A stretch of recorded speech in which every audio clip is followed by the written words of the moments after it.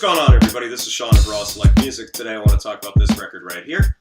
This is Max Graef and Astro, the Yardwork Simulator, released on Ninja Tune in 2016.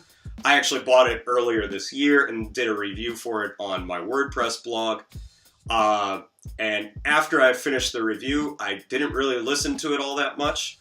But recently, I've been listening to it again, discovered that I really like it, and I wanted to talk about it with you guys here. So let's talk about Max Graef and Astro first.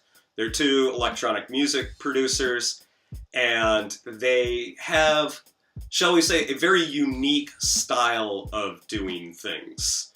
So Max Graef and Astro definitely seem to like their music kind of a little bit eccentric.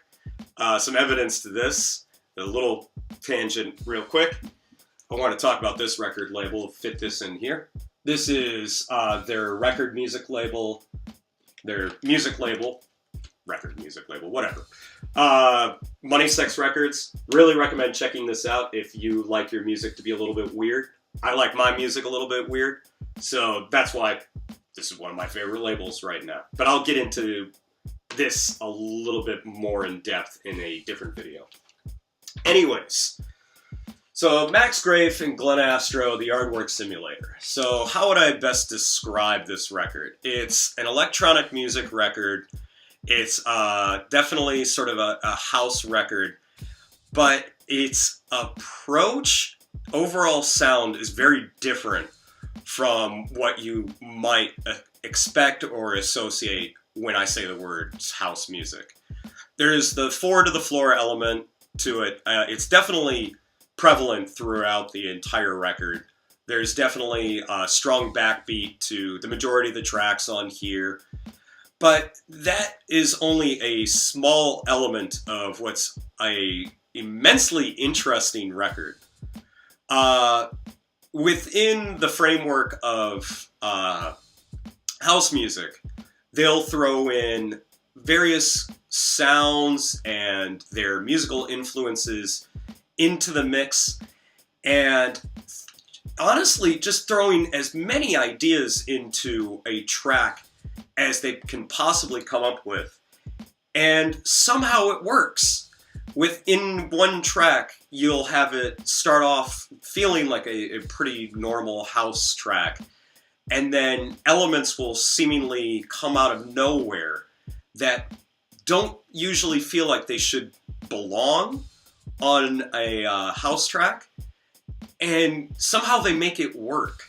There's so much going on within each track that despite that, it should get really messy, but it still feels controlled, like controlled chaos, if you will. And within every track, you'll hear hints of hip-hop, jazz, maybe even a little bit of experimental music. And even though it sounds like it shouldn't work, it actually does. And in some cases, it kind of reminds me of Square Pusher's Hard Normal Daddy, which in and of itself is a drum and bass record, but there's a strong presence of jazz fusion in there. And I really get the feeling on this that they wanted to take house music and turn it on its head and really do something interesting with it. And for the most part, I feel like they've succeeded. The first four tracks on here, past the intro, one of my favorite song titles in recent history, Where the Fuck Are My Hard-Boiled Eggs? Followed by Money Sex Theme, The Yardwork Simulator, and Flat Peter. All have familiar house elements to it. So it's got that strong kick present, but the kick always feels slightly off, almost like it's being played by a human being rather than being sequenced on a computer. Whether or not that's actually true, I'm not entirely sure. It feels like the way that they went about doing it is they wanted to keep you guessing as to the way that they've created the music on here. So within all of those tracks that I just talked about, there isn't really a strong sense of melody. There's sort of jazzy motifs and even a little bit of funk thrown in there, and along with an assortment of all different sorts of weird sounds and sound effects and turntable scratches that are all fed into the mix.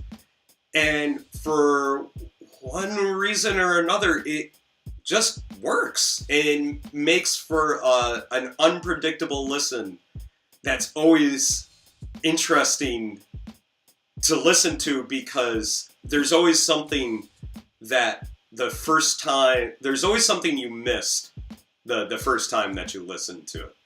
Another highlight track on here, and my personal favorite track, which is also the single that was released before the album came out, Magic Johnson, takes all of those elements and makes it probably the most club-friendly, but still not straightforward enough to where I would expect to hear it in Ibiza in any time soon. But still, it's my personal favorite track on here. It definitely has the most drive to it. I love the way the drums play out on this track. There's still that consistent kick to it, but there's sort of these jazz flourishes in the drums and in the keys and in the sort of warbly, queasy synth sounds that are prevalent on the record, but ultimately don't come together as well as they do on this track. So as much as I've rambled about like the processes and processes, or however you want to say it, on this record, I gotta say there are two tracks in particular that I don't feel completely derail the album, but don't do the album that much justice. And there's China 04, it's China NR4, but, and Weird, or W313D. These two tracks on here feel, I don't know, probably the least developed. These really feel like they were born out of two jam sessions where they were creating the ideas separately and mixed them together. And while they don't necessarily feel jarring or out of place on the record, they just don't have the sort of playful energy that the rest of the album has. And they feel, for lack of a better word, the most conventional electronic tracks on here. That being said, they're not bad, and I still enjoy them, but they just don't give off the same energy that the rest of the album does. And I think that's the main selling point of this album. There's just so much electronic music out there that just feels sort of chin-scratching, pseudo-intellectual, pretentious crap out there. And this is the exact opposite. This really sounds like two best friends who got together over a certain period of time and were just having fun making music together. And that energy on this record is really what makes me enjoy this record to the degree that I do.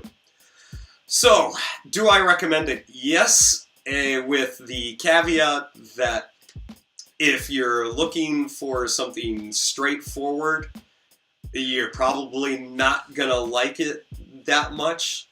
If you're looking for something that's super experimental, you're probably not gonna find what you're looking for.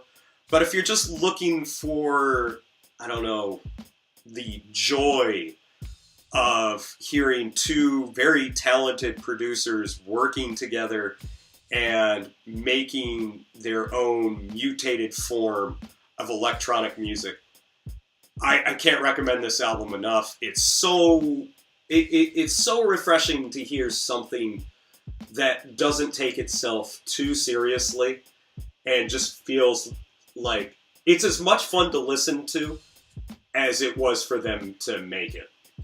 So, all that being said, definitely recommend it. Definitely check out their Money Sex stuff.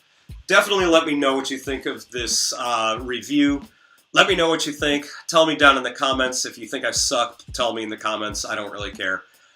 Check me out on all of my social media. I keep all the links down in the description. And yeah, let me know what you think. Have you listened to this album? Tell me what you thought of this album. Tell me if you think I'm wrong somewhere. And yeah, thanks again for watching. See you next time.